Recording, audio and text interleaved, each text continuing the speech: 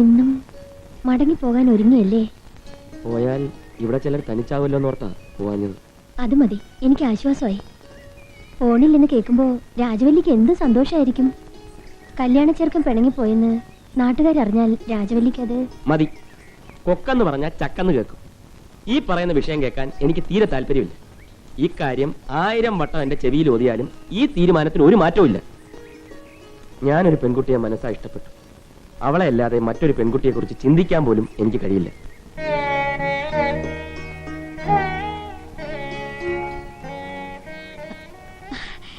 ഇവിടുത്തെ കാർത്തകളൊക്കെ കണ്ടിട്ടില്ലല്ലോ, വലിയ വിശേഷമാ. അന്ന് രാജവല്ലി ഒന്ന് കാണണം. പട്ടുസാരി ഉടുത്ത് ആഭരണങ്ങളൊക്കെ അണിഞ്ഞ് ഒന്ന് കാണേണ്ട തന്നെയാ. ആര് കണ്ടാലും കൊതിച്ചു പോവും. മുത്തശ്ശി അന്വേഷിക്കുന്നുണ്ടാവും. ചെല്ലട്ടെ.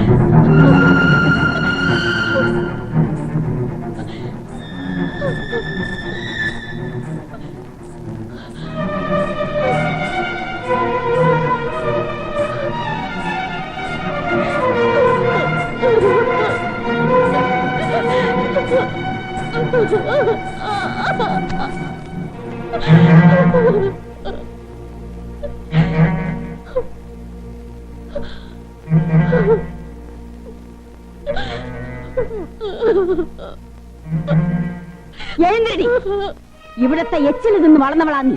നിന്റെ വീട്ടിക്ക് ദ്രോഹം പറ്റിക്കേടി. കേവലം ഒരു പിച്ചക്കാരുടെ മര്യാദ പോലും കാട്ടാത്ത ഇവരെയാ സ്വന്തം ബന്ധം ചൊല്ലി இந்த வீட்டுக்கு கூட்டிட்டு வந்தீங்க. വക്കീലേ, ഉங்ககிட்ட தான் കേൾക്കണേ. എല്ലാം അറിഞ്ഞിരുന്നിട്ടും അറിയാത്ത പോലെ നടിക്കായിരുന്നു അല്ലേ?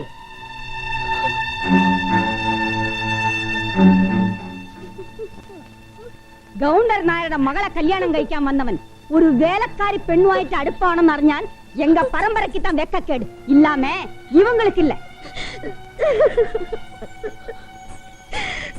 பாத்தியா பாத்தியா, என் பொண்ணு அழுதுகிட்டு போறா. சொந்தம்னு പറഞ്ഞ நேத்திக்கு வந்த இவங்க சொல்லி என்ன பிரயோஜனம்? எல்லாத்துக்கும் காரணம் இவதான். ஏண்டி, சவுண்டர் நாயர் பொண்ணு மாதிரி நினைச்சு உன்னை வளர்த்தேனேடி. என் பேச்சுக்கே துரோகம் பண்ணிட்டியே. என்ன செய்யறேன் பாரு. பாடி இங்க.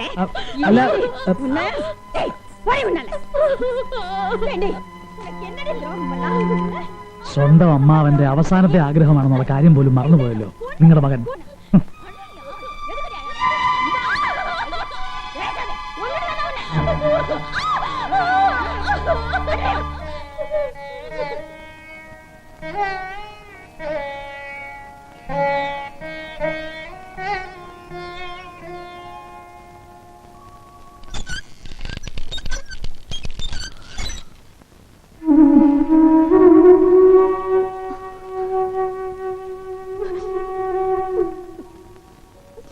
ശ്രീദേവി, ഊണ് കഴിക്കേ.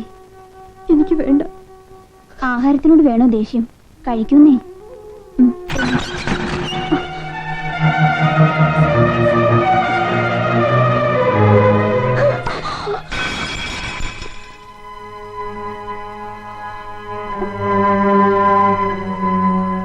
ഇവിടെ ആർക്കും ഇല്ലാത്ത സഹതാപം നിനക്ക് ഇവളോട് വേണ്ട. ഇറങ്ങടി പുറത്ത്.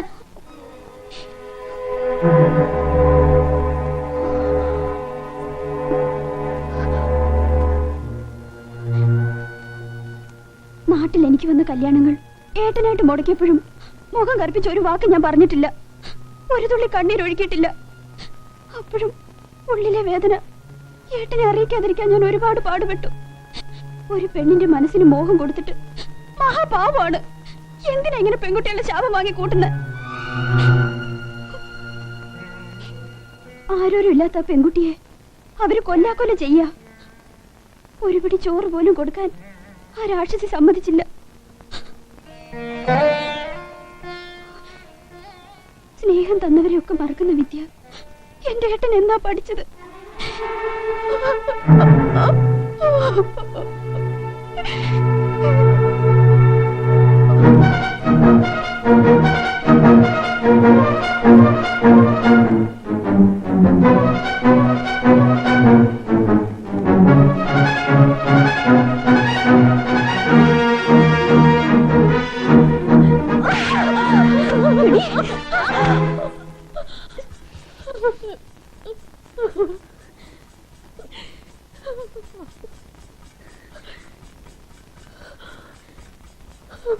നിങ്ങൾ തമ്പുരാട്ടിമാരെ പോലെ വേദനയും നൊമ്പരങ്ങളും ഉള്ളവള് തന്നെ ഇവളും.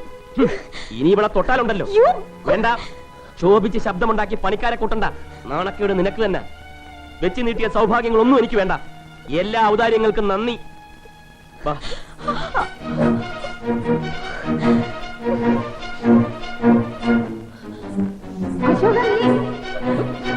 അശോക, നീ എവിടെ പോകുന്നു? നീ അവളെ കൊണ്ട് എവിടെ പോകുന്നത്? അശോക, വിട്. അവളെ. നീ പോവരുത്, അശോക. വിട്.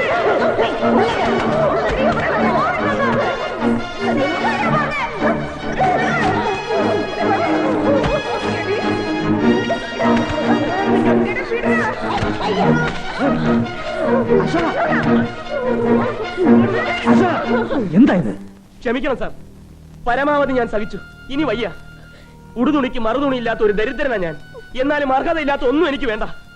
അപ്പൊ ഇത്രയും കാലത്താ ഞങ്ങളെയൊക്കെ വിട്ടുകളാക്കുമായിരുന്നല്ലേ? അല്ല സാർ, ഞാനൊരു വിഡ്ഢി ആകാതിരിക്കാൻ ശ്രമിക്കുകയായിരുന്നു. என்னடா சொன்னே? எங்க பொண்ணை ஏமாத்துனதெல்லாம் நியாயம் பேசுறியா? നിങ്ങളുടെ കൊച്ചുമകൾക്ക് വേണ്ടത് ഒരു ഭർത്താവിനെയല്ല, അവളുടെ പാദസേവ ചെയ്യുന്ന ഒരു ഭൃത്യനെയാണ്. எதுடா பேசுறேன்? അനുസരിപ്പിക്കലും ആജ്ഞാപിക്കലും ഒന്നും ഇനി വേണ്ട.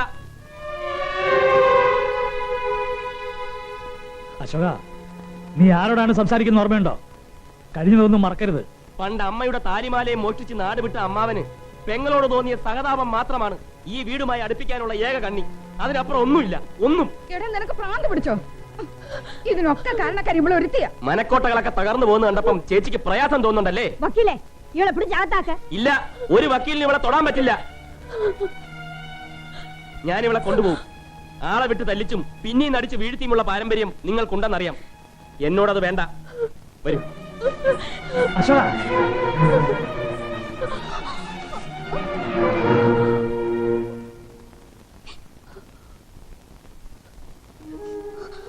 എടാ, നീ ഇപ്പൊ പറഞ്ഞതൊക്കെ നിന്നെ കുറിച്ച് മാത്രമായിരുന്നു.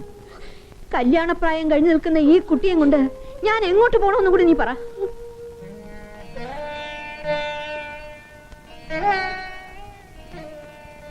നിനക്ക് എന്നെക്കാളും ഈ കൂടപ്പിറപ്പിനേക്കാളും വലുതാണല്ലേ ഇന്നലെ കണ്ട ഈ വേലക്കാരി പെണ്ണ്.